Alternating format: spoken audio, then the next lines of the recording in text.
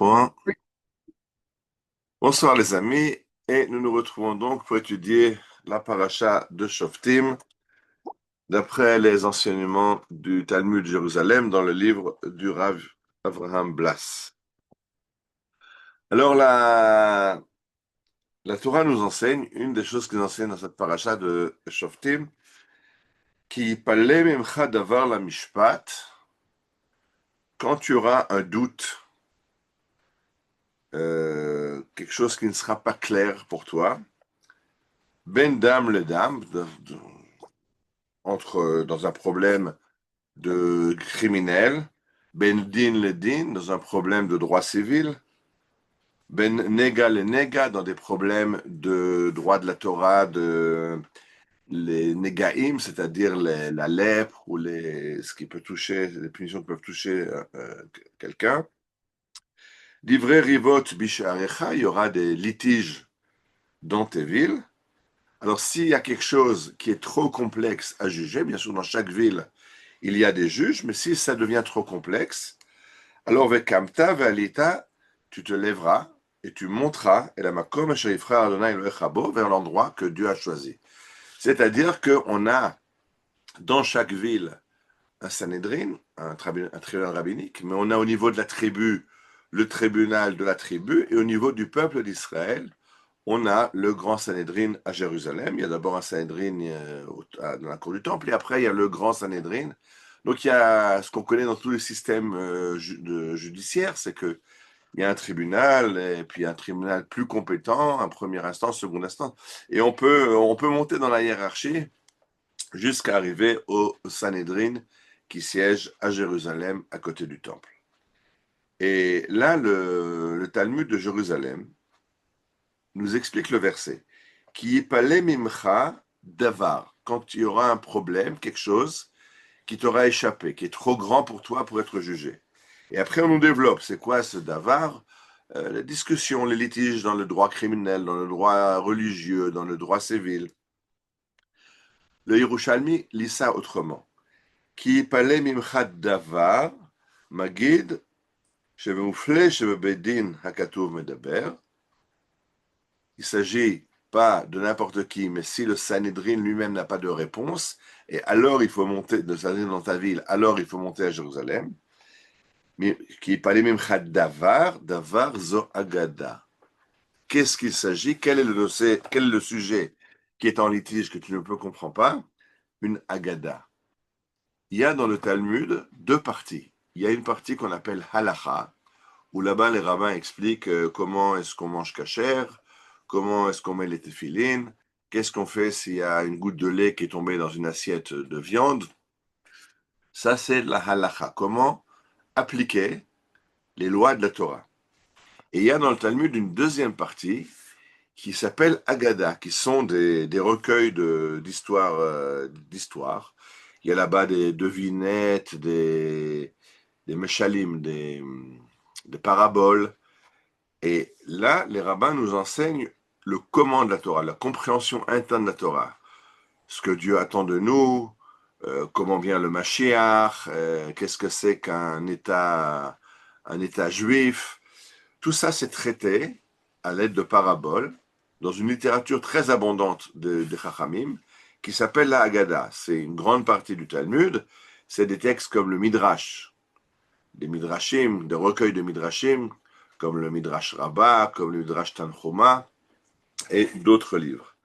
Et le Talmud nous explique que quand tu as un problème dans la Haggadah, quand tu ne sais pas quelle est la compréhension exacte de la Haggadah, il faut aller au Sanhédrin à Jérusalem. Et ça, c'est révolutionnaire. Pourquoi? Parce que on s'est habitué pendant l'exil à comprendre que la Torah, ça se réduit à la halacha. Prenez votre rabbin de quartier à Paris ou à Strasbourg ou à New York. C'est devenu un spécialiste es halacha. Si vous avez le moindre problème de mélange de produits cachers, pas cachers, quelle est la taille de la matzah qu'il faut manger pendant la nuit du Seder, alors là, ils sont devenus des experts incroyables. Mais tout le côté pensée juive, ce qu'on appelle en français pensée juive, en hébreu, en Israël, on aime appeler ça la Emouna, la croyance en Dieu, la confiance en Dieu, ça, c'est chacun peut dire n'importe quoi. On peut dire n'importe quoi, et beaucoup de rabbins disent effectivement n'importe quoi. Et le Talmud de Jérusalem nous dit non. La halacha, il y a une vérité même dans la Haggadah.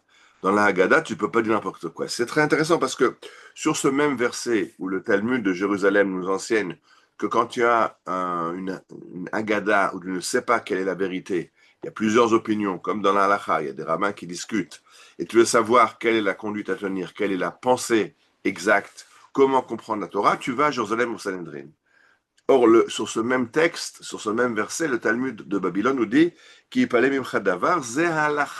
tu as un problème de halakha, tu vas à Jérusalem. C'est-à-dire que dans le Talmud de l'exil, dans le Talmud de Babylone, on comprend que la halakha, c'est quelque chose de sérieux. Et donc, si tu ne sais pas, si ton rabbin de quartier, le rabbin de ta ville, ne sait pas la halakha, il y a une halakha qui est trop complexe, alors on va aller à une instance supérieure. Mais au niveau de la Haggadah, au niveau de la pensée juive, on peut dire n'importe quoi. Toutes les opinions sont recevables. De façon beaucoup plus simple. Dans l'exil, dans beaucoup d'yeshivot, on a carrément arrêté d'étudier la Haggadah. Quand on faisait dans les yeshivot classiques, quand on arrive quand la Gemara discute, coupe les cheveux en quatre pour régler un problème de halakha, alors sur 4 pages, on va décider comment régler le problème. Mais quand on arrive au texte de Haggadah, et il y a des chapitres entiers de Haggadah dans le Talmud, même dans le Talmud de Babylone, ben dans les yeshivot, on saute. Ça, c'est pour le genre d'un enfant. Ça, c'est des petites histoires sympathiques qu'on peut raconter dans une belle dracha, une bar mitzvah. Mais c'est pas sérieux, c'est pas ça la Torah. Or, le thème Jordan dit c'est ça la Torah. La Torah, ce n'est pas seulement la halacha, c'est aussi la Emouna. Et si des géants du judaïsme, comme Maïmonide, Rambam, s'est fatigué à écrire le guide des égarés, Moren Vuchim, ou si Rabbi Yehuda Halevi écrit le livre du Kuzari, ou si le Maharal a écrit toutes ses œuvres, Vurot Hashem, Netzach Israël, pour expliquer la Haggadah. Et plus proche de nous, le Rav Kook et son école. Si tous ces géants du peuple juif ont consacré une grande partie de leur vie à nous expliquer la Haggadah, la pensée juive, la Emouna, c'est qu'il y a un limoud. C'est pas que chaque rabbin peut dire n'importe quoi. C'est des sujets sérieux.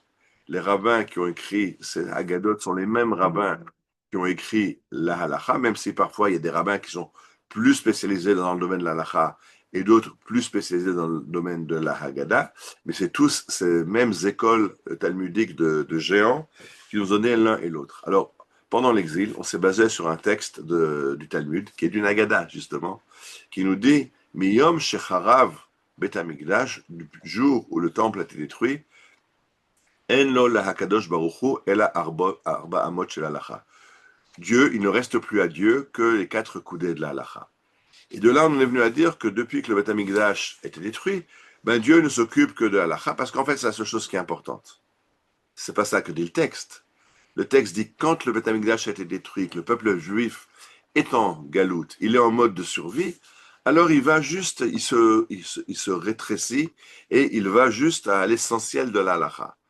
Mais la preuve, c'est que pendant l'exil, les géants, Maïmonide, Rabbi Yehuda Halevi, le Maharal, on continue à expliquer la Haggadah, parce que la Haggadah, ça fait partie intégrante du Talmud, c'est une partie importante du Talmud pour comprendre comment être juif, ce qu'est être juif. La halakha te dit comment pratiquer la Torah, mais comment penser juste, comment comprendre la galoute, comment comprendre la Géoula, comment comprendre la guerre dans laquelle on est. Par exemple, le Rav Kook a écrit dans son livre Oroth tout un chapitre qui s'appelle Oroth Amilchama, les lumières de la guerre, dans lequel il explique pourquoi, dans ce monde que Dieu a créé, les hommes se font la guerre. Si Dieu a créé un monde parfait avec des hommes, ben, c'est pas normal que les hommes se fassent la guerre. Et le Rav Kook explique qu'est-ce qui se passe derrière une guerre, que dans les guerres, c'est le génie profond des peuples qui s'affrontent pour arriver à un monde meilleur. Je vais faire maintenant le cours sur Oroth à Milchama. Je crois qu'on peut trouver aussi en français sur le site de Oroth Vekelim. Qui explique le Rav Kook en français. Mais ce que je veux dire, c'est que la Haggadah, c'est quelque chose de sérieux. Et si le Talmud de Babylone a dit que quand tu as un problème de halakha, tu vas voir ton rabbin, le Talmud Jérusalem dit quand tu as un problème de Emouna, tu as un problème de Haggadah, tu vas aussi voir ton rabbin. Parce que c'est pas un genre littéraire où chacun dit ce que veut. Aujourd'hui, c'est de bon la loi. La Haggadah, c'est pas important. Moi, je comprends ça comme ça, toi, tu comprends comme ça. Et puis, de toute façon, toutes les opinions sont valables. De la même façon que dans la halakha, chaque opinion peut être défendue, mais à la fin, il y a une halakha, il y a une opinion qui est l'opinion imposée au peuple d'Israël. Dans la Haggadah, même chose. On peut discuter au Beth Midrash, donc des opinions très divergentes, comment comprendre la Haggadah, mais à partir du moment où il y a une discussion, mais il y aura une halakha qui émerge, il y aura une idée qui est la façon vraie, la façon juste de comprendre cette Haggadah, et c'est ce à quoi s'attellent toutes ces yeshivot sionistes aujourd'hui, qui incluent dans le cursus de la yeshiva non seulement le côté halachique, mais qui ont des heures d'études de la Emouna, de la pensée juive, et c'est de plus en plus important, puisqu'il faut comprendre ce que sont les guerres d'Israël, ce que c'est que la Géoula d'Israël, ce que c'est qu'un État juif. On ne peut plus aujourd'hui réduire la Torah à juste vérifier ce que je mets dans mon assiette et après tout le reste, ça n'intéresse pas Dieu. Non, Dieu s'intéresse à la conduite du monde. Dieu s'intéresse aux problèmes sociétaires en Israël et dans le monde. Dieu s'intéresse aux problèmes de la faim dans le monde ou de l'égalité entre les hommes, l'égalité entre les sexes. Tout ça, ça intéresse Dieu et il y a dedans aussi une halakha à dégager. Et quand il y a pas, quand on a en doute, alors on va au Sanhedrin à Jérusalem, exactement comme on va chercher des réponses à des points de halakha. Shabbat Shalom et Bezrat Hashem à la semaine prochaine.